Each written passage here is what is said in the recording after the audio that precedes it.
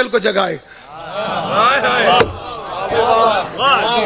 میں پورے مجمع کی توجہ چاہتے ہوئے فکر عرض کرنا چاہتا ہوں. آپ کو معلوم ہے میرے مولا نے اپنے قاتل سے کیا گفتگو کی؟ پہلا فکرہ الٹا نہ سو، یہ شیطان کا فعل ہے. پہلا فکرہ میرے مولا نے کہا، بچے کو معلوم. پہلا فکرہ مولا نے کہا الٹا نہ سو، یہ شیطان کا فعل. دوسرا فکرہ اٹھ نماز پڑھ. یہ دو فکرے سمجھ میں آ جائے علی سمجھ میں آ جائے گا. الٹا نہ سو یہ نہی عن المنکر ہے، اٹھ نماز پڑھ یہ امر بالمعروف ہے. علی اپنے قاتل کو بھی نماز کی تلقین کرتا ہے. علی اپنے قاتل کو بھی نماز کی تبلیغ کرتا ہے. اور اس مجمع میں کون ہے جس کا یہ عقیدہ ہو کہ مولا علی کو پتہ نہیں تھا کہ مسجد میں میرا قاتل ہے؟ تو اب علی سے کہہ دو کہ مسجد میں نہ جائیں. مولا جب آپ کو پتہ ہے، علی اس دن بھی مسجد میں گیا جب علی کو معلوم تھا کہ مسجد میں میرا قاتل. وہ مسجدوں کی رونق، وہ مسجدوں کی زینت، وہ عبادت کی زینت، عبادت نہ کرتا تو دنیا اسے واقعاً خدا کہتی. پھر کوئی دلیل کام نہیں آنی تھی، ساری دنیا کہتی کہ اللہ ہے. اس نے اپنے سجدے سے تصور کو ہی مٹا کے رکھ دیا کہ کوئی ہے جسے میں جھکتا ہوں. علی ہو کہ جس کے سامنے جھکے. علی کا مطلب ہے بلند. اور کسی نے پوچھا یا علی سجدے کا مفہوم کیا ہے؟ فرمایا بدن کی سب سے اونچی جگہ کا نام ہے ماتھا اور سب سے پست جگہ کا نام ہے زمین. اونچی جگہ کو پست جگہ پہ جھکا کے اقرار کرو کہ کوئی ہے. اپنی اونچی جگہ کو پست کر دو، جھکا دو.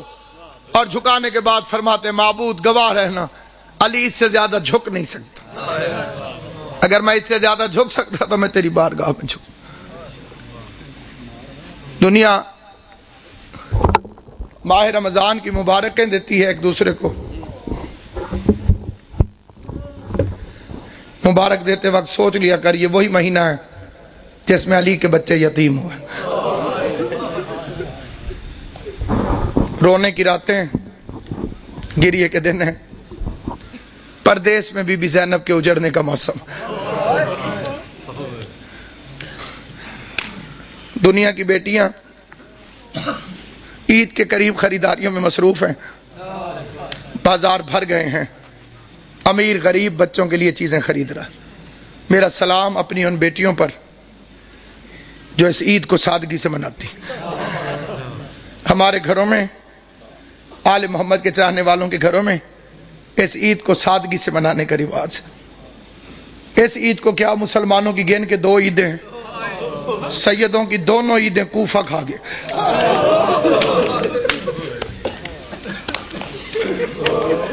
کئیوں نے میرا لفظ سمجھا ہے، کئیوں کو سمجھ نہیں آئی.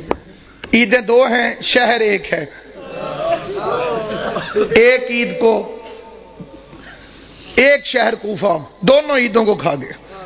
ایک عید پہ زینب باپ کا ماما اٹھا کے روتی رہی. دوسری عید پہ دریا کے کنارے مسلم کے بچے ذبح ہوتے.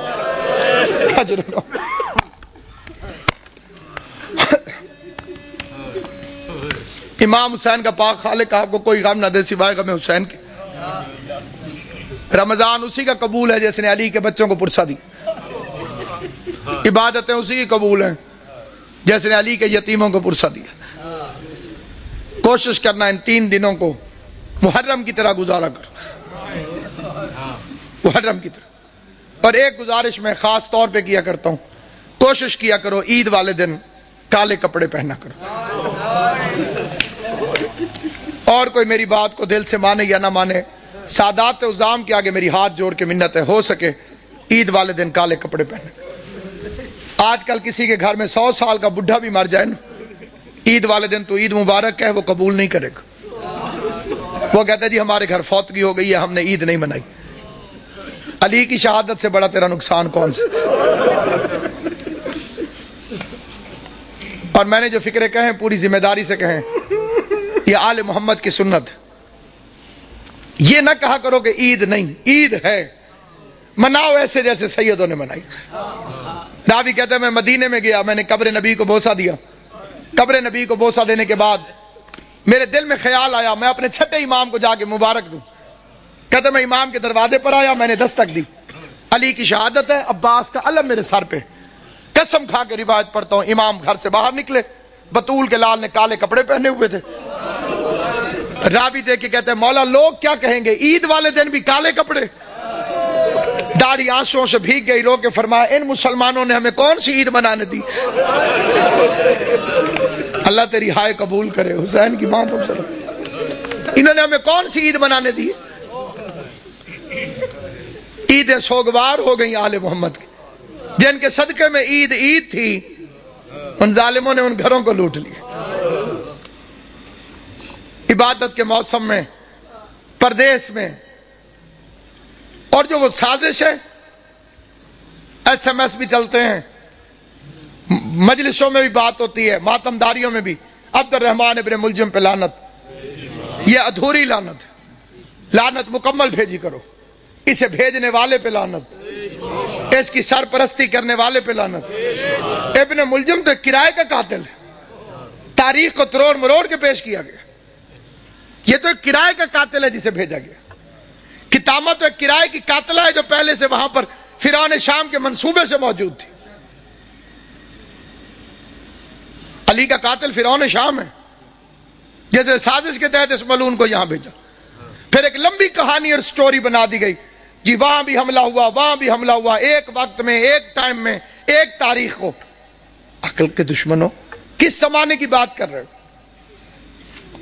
ان کے پاس موبائل ٹیلی فون تھے کہ میں اب ادھر حملہ کر رہا ہوں, تو ادھر کر, تو ادھر کر, تو ادھر کر. کوئی سیٹلائٹ نیٹ ورک تھا؟ سب جھوٹا افسانہ ہے. ساروں نے مل کے زینب کو یتیم کیا.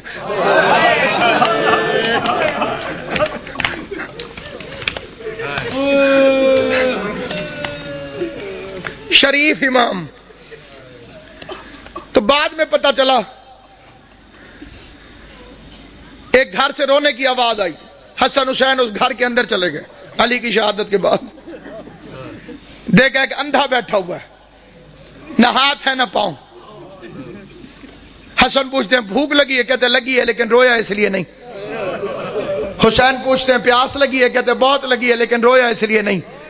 حسن حسین پوچھتے ہیں پھر رونے کی وجہ, کہتے اللہ کرے وہ خیریت سے ہو. حسنین پوچھتے ہیں کون, کہتے ایک مزدور تھا جو روز کوفے سے میرے لیے کھانا لے کر آتا تھا, مجھے اپنے ہاتھوں سے کھانا کھلا کے چلا جاتا تھا. 19 رمضان سے وہ میرے پاس آیا نہیں.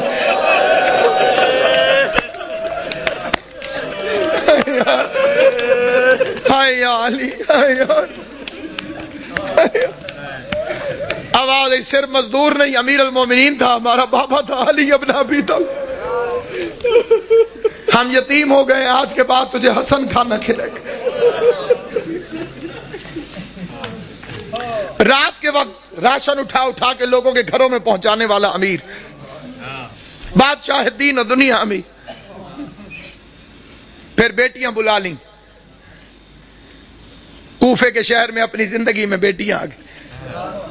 آج تک وہ گھر موجود ہے. دعا کیا کرو. میں ایک سفارش کرتا ہوں ہر مومن سے, دعا میں بڑی طاقت ہے. دنیا کے اندر اللہ نے دعا کو مومن کا اسلحہ قرار دیا, اور یہ اتنا کاریگر کارآمد اسلحہ ہے کہ اس کے سامنے کسی اسلحے کی ضرورت ہی نہیں. دنیا میرے پیچھے تھی اور میرے ساتھ تھی صرف مومنین کی دعائیں, اور میں بی بی کا شکر گزار ہوں. میں آپ کا شکریہ ادا کرنے لگوں, ہر بندے کا شکریہ میں ادا کر ہی نہیں سکتا. ہر گھر میں میرے لیے ایسے دعا ہوئی جیسے میں اسی گھر کا فرد ہوں. اور یہ محبت جناب سیدہ کونین ہے, اس کا بی بی آپ کو اجر عطا کرے. جب بھی دعا مانگے, ایک دعا کبھی مر کے بھی نہ بھولنا کہ خدایا مجھے کربلا دکھا,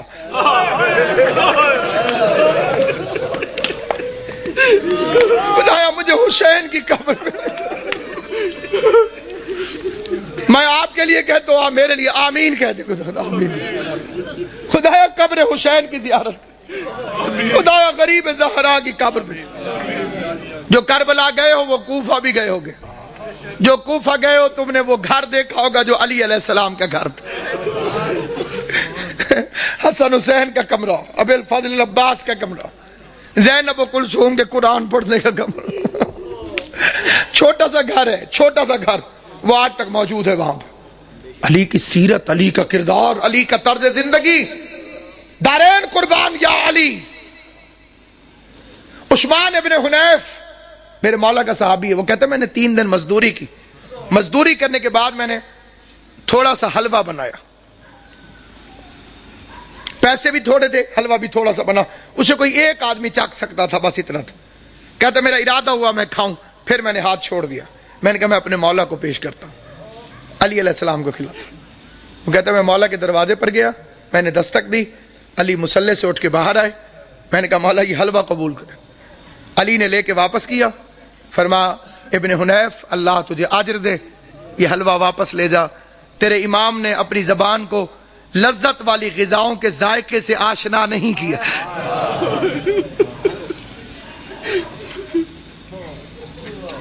خطبے میں فرماتے تھے مجھے فخر ہے مجھ پر زکوٰۃ کبھی واجب نہیں ہوئی، علی وہ امام ہے جس پر زکوٰۃ کبھی واجب نہیں۔ مطلب پتہ زکوٰۃ اس پر واجب ہوتی ہے جو مال کو جمع کر کے رکھے، جس نے کبھی اپنے پاس مال جمع کر کے رکھا ہی نہ ہو، خدا کی راہ میں خرچ کر دیتا ہو، اس پر زکوٰۃ کہاں سے واجب؟ جو جانوروں کے لیے بھی وصیت کرے، گورنروں کو خط لکھا میرے مولا نے، ایک لمبا راستہ ہو لیکن اس میں پانی اور گھاس ملتا ہو، ایک شارٹ کٹ ہو لیکن اس میں پانی اور گھاس نہ ہو، تو خبردار لمبے راستے کے خوف سے جانوروں کو اذیت نہ دینا، لمبے راستے سے آنا تاکہ جانوروں کو پانی بھی ملتا رہے اور کھانے کو بھی دعوی ملتی۔ کالی رات تو فرمایا تھا یہ بطخیں میرا نوحہ کر رہی، بطخوں نے اپنی چونچوں میں مولا کی ابا لے لی تھی، یہ میرا نوحہ پڑ رہی، میرا نوحہ پڑ رہی۔ کبھی بطخیں کسی مقام پر شور مچائیں تو پریشان نہ ہونا، اس لحاظ سے ان کی عزت کر لینا کہ یہ علی کے گھر میں پلتی، اور اسی طرح شور مچا کے روئی تھی حیدر کرار کے لیے، فرمایا حسن انہیں پانی پلا سکو، کھانا کھلا سکو، دانا چگوا سکو تو رکھنا، ورنہ انہیں آزاد کر دینا۔ میں ایک مرتبہ فکرہ کہتا ہوں، بے غیرت زمانہ جو علی جس کوفے میں بطخوں کو بھی پیاسا برداشت نہیں کرتا تھا، اسی شہر میں اس کی پوتی سکینہ حسرت سے مسلمانوں کو دیکھتی رہی کہ کوئی ہے جو مجھے محمد کے رشتہ داری کی وجہ سے پانی کا گھونٹ ملے۔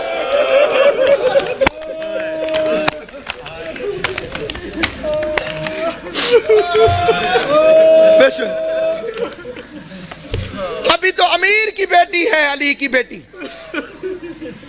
امیر کی بیٹی تھی تو اتنے ظلم کیے، پھر اس کوفے میں آئے گی غریب کی بہن بن کر، عورتیں اکٹھی ہو کر آ گئیں، یا علی ہم نے سنا ہے کہ آپ نے فرمایا ہے کہ ہر چیز کی کوئی نہ کوئی بہار ہے، اور قرآن کی تلاوت کی بہار ماہ رمضان ہے۔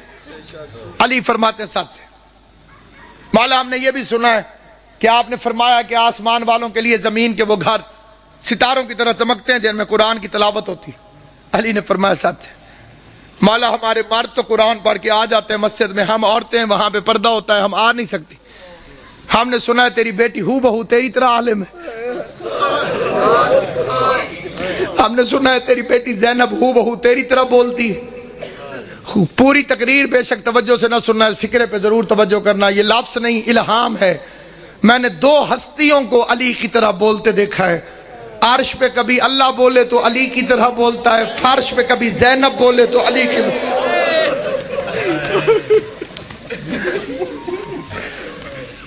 ایک اللہ بولتا ہے علی کی طرح، ایک زینب عالیہ بولتی ہے علی کی طرح۔ میرے مولا نے فرمایا قرآن پڑھائے گی لیکن کوشش کرنا کہ بھیڑ بنا کے نہ جانا۔ ہائے ہائے میری بچی بھیڑ سے گھبراتی، پڑھنے لگی، عورتیں قرآن پڑھانے لگی، زینب عالیہ درس علی کے لہجے میں قرآن پڑھاتی رہی، علی کے علم سے قرآن پڑھاتی رہی۔ لیکن جب آیا نا قبلہ 40 ہجری والا ماہ رمضان، عورتیں جاتی تھی قرآن پڑھنے، روتی ہوئی باہر واپس آتی تھی۔ کوئی ماتم کرتی ہوئی آتی قبلہ، کوئی روتی ہوئی آتی. کسی نے پوچھا جاتی تو علی کی بیٹی کے پاس، میری طرف دیکھنا. جو بندہ ماتم کرنے آیا ہے، جو بندہ جنازہ اٹھانے آیا ہے، غیر جنازوں میں چپ کر کے شریک ہوتے ہیں. جو اپنے ہوتے ہیں وہ تڑپ تڑپ کے روتے ہیں. تمہارے رونے کا سامان کرنے کے لیے فقرہ پڑھنے لگا ہوں.